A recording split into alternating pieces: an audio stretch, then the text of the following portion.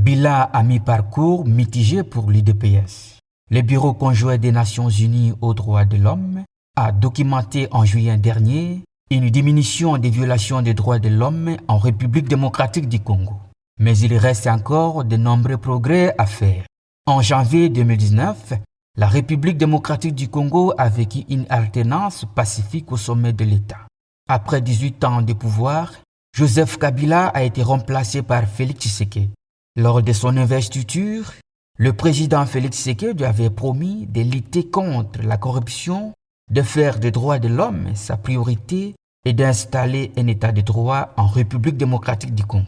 Certains observateurs notent une nette différence entre l'ère Kabila et Tshisekedi concernant la situation des droits de l'homme. Mais il reste encore beaucoup de choses à faire.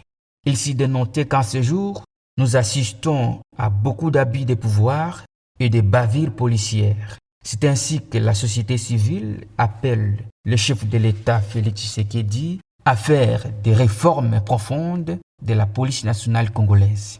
Bien que les séquences temporelles ne soient pas les mêmes, il n'est pas simple de comparer le période de PPRD et l'UDPS.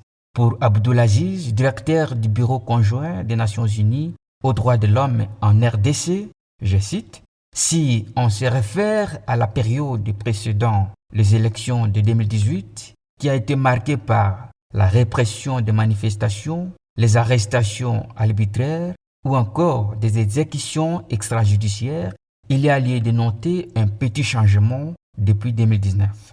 Selon les rapports des Nations Unies aux droits de l'homme, il y a effectivement un recul des violations des droits de l'homme depuis l'arrivée du président Félix Tshisekedi au pouvoir.